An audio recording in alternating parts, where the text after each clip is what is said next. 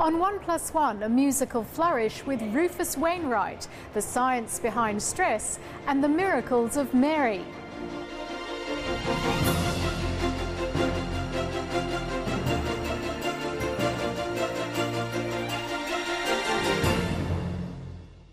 Hello, I'm Jane Hutchin. Welcome to the program, coming to you from a slightly different location. Elton John once described him as the greatest songwriter on the planet. Rufus Wainwright has certainly carved himself out a niche as a tortured artist. Coming from one of America's most successful musical families, he cancelled an Australian tour earlier this year after the death of his mother, folk singer Katie McGarrigle. He spoke to Adrian Rochella. Rufus Wainwright, thanks for joining us on 1+1 and welcome back to Australia. Thank you. How does it feel to be back on the road this year after, what was a pretty traumatic start to the year for you? Well, I am happy to be touring at the moment. It was a very difficult year with the death of my mother, Kate McGarrigle, in January. My initial instinct after that traumatic event was to work as much as possible. And I've certainly been doing that, and now I'm in Australia, which happens when you work a lot. You end up in Australia, and so here we are, and I'm happy about it. Elton John once said that you were the greatest songwriter on the planet. How do you feel about that tag? I was flattered, and I a part of me believed him. But as time goes by, it dawns on me, more and more how massive that comment was and how much it's resonated, and it's still, referred to today all the time. And, I'm very lucky that he said that, and I do think he means it. He's not one to sort of pull away from his comments. So I'm very, very fortunate. Well, it must be nice when you Google Rufus Wainwright, up comes the greatest songwriter in the world. Well, I'll try that tonight. You do love opera, and you recently completed your first opera. Yes. I imagine if you asked most musicians, songwriters, composers to compose an entire opera, they would, be terrified. Yes, when you look back, as they should be. When you look back on that experience, what do you think about that now?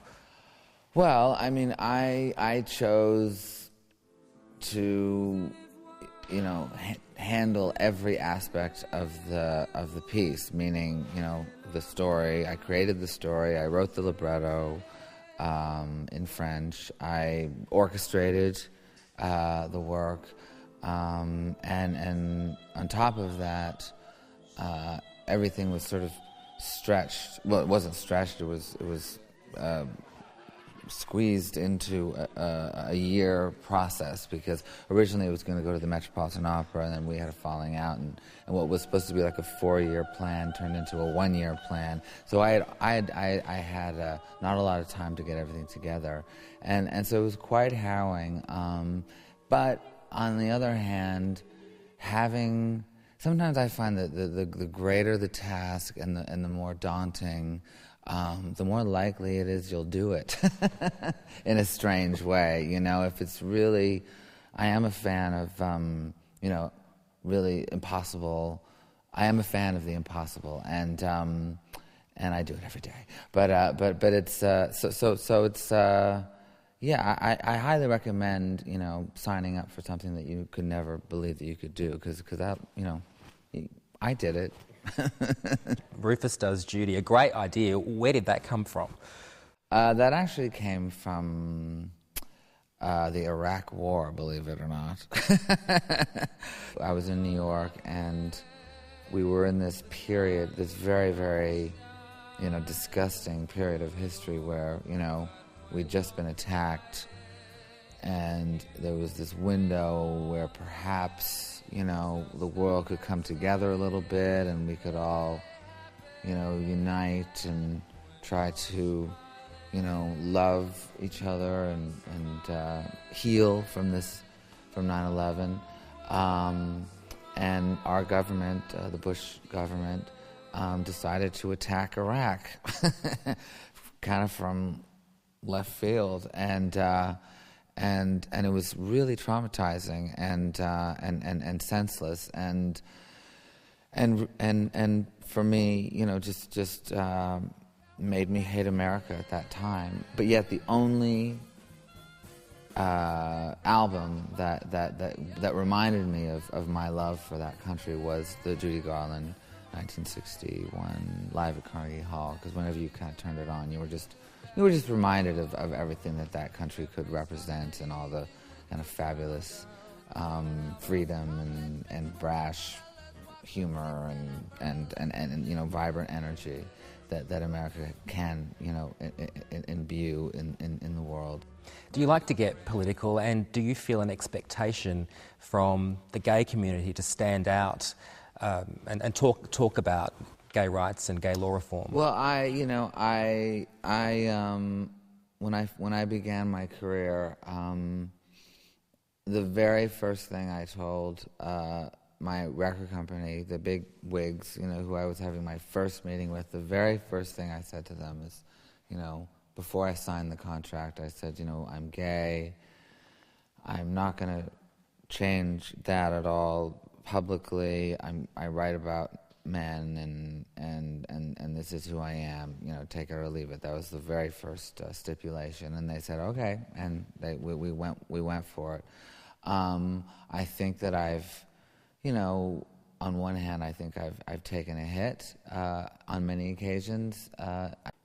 Had much more opportunity on sort of in the mainstream on MTV. But on the other hand, I think I did create this crowd or this public, this following who really appreciated my honesty and have been tremendously loyal and have fought for me for years. What I gave up in sort of mass appeal, I made up for in longevity. Do gay male performers in the US still have a much harder time of it compared to, gay performers in the UK? I think it's gotten harder. I really do. I mean, I think that, especially with, and oddly enough, I think a lot of it is political again, because with this sort of backlash to Obama in America, there's a lot of the seething underbelly of hate is rising again and has united.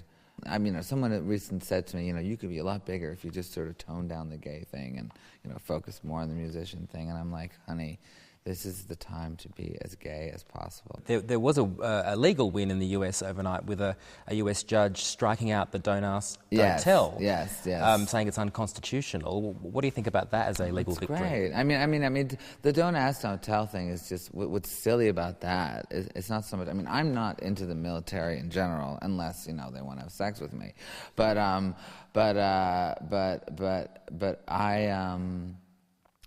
I do think it's hilarious that we're fighting. In America, we have 3 wars going on, and military bases all over the world. Watching places like North Korea, they could blow up at any moment, or Pakistan, all these places, and you won't. You're just not letting these people serve. I mean, we can't. Our military is so strapped as it is that to discharge soldiers because of their sexuality, I mean, it's lunacy. And what about gay marriage? Is that an important issue for you? Well, I think gay marriage is a human rights issue. I think in terms of citizenship or inheritance, hospital visitations. I think it's very, very important for those terms. I personally.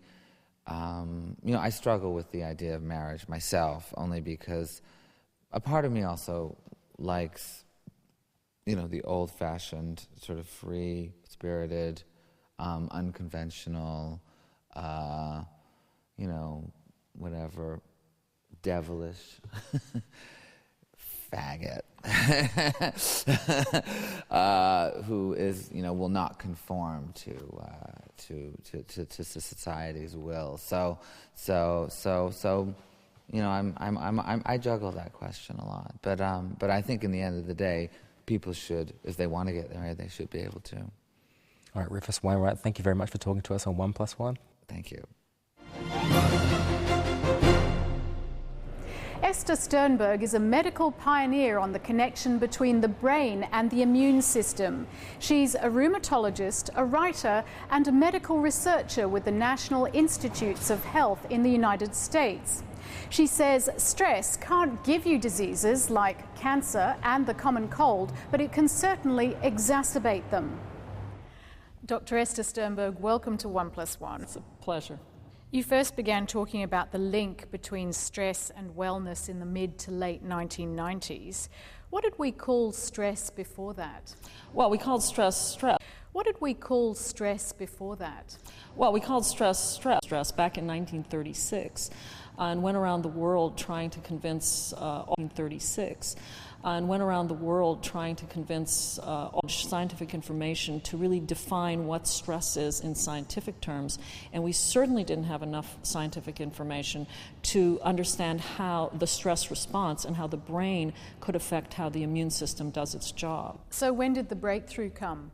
There are many breakthroughs. So I think what happened is there were many breakthroughs that gradually began in the early 1980s, late 1970s, and the first research that I did that convinced me that the brain and the immune system were connected was when I was training as a rheumatology fellow. I'm an arthritis specialist. And I was called to see a patient. It was 4 o'clock on Christmas Eve.